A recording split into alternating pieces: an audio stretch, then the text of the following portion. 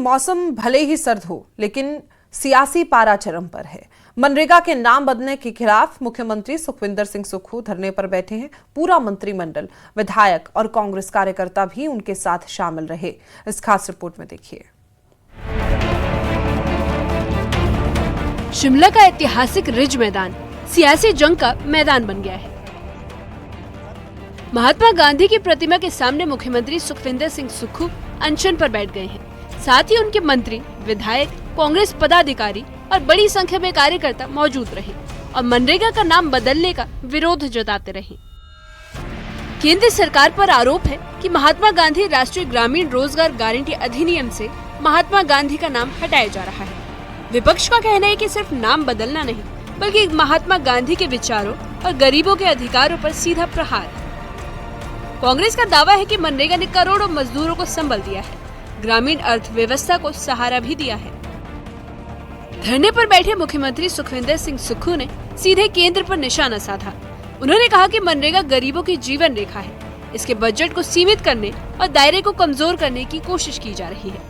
उन्होंने आरोप लगाया कि योजना को कमजोर करके ग्रामीण मजदूरों पर चोट की जा रही है और महात्मा गांधी के नाम को हटाना अपमान है। राष्ट्रपिता महात्मा गांधी जी के नाम से जिस योजना को शुरू किया गया था, वो ग्रामीण रोजगार, गांव में रोजगार के साधन सृजित करने के लिए शुरू किया गया था। गांव में लोगों को रोजगार मिले।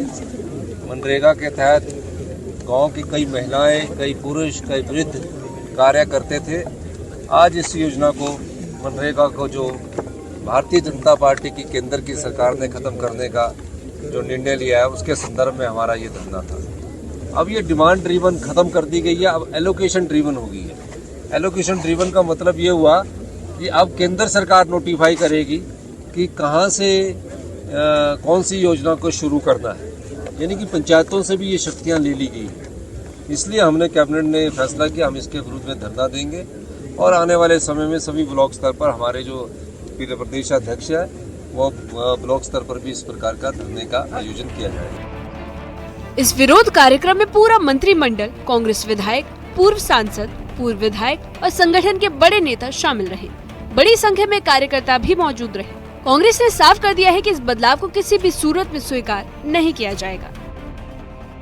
बागवानी मंत्री जगत सिंह नेगी ने तीखा बयान दिया।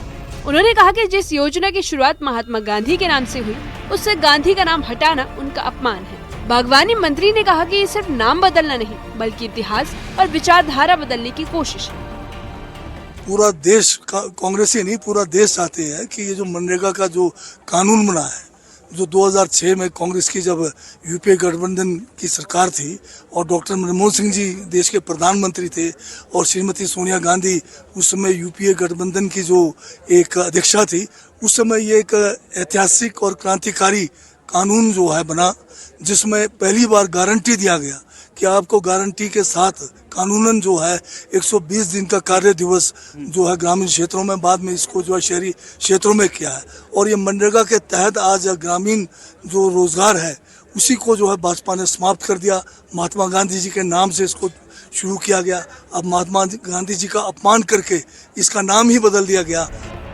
हिमाचल में सर्द हवाएं चल रही है, लेकिन सियासत की गर्मी चरम पर है।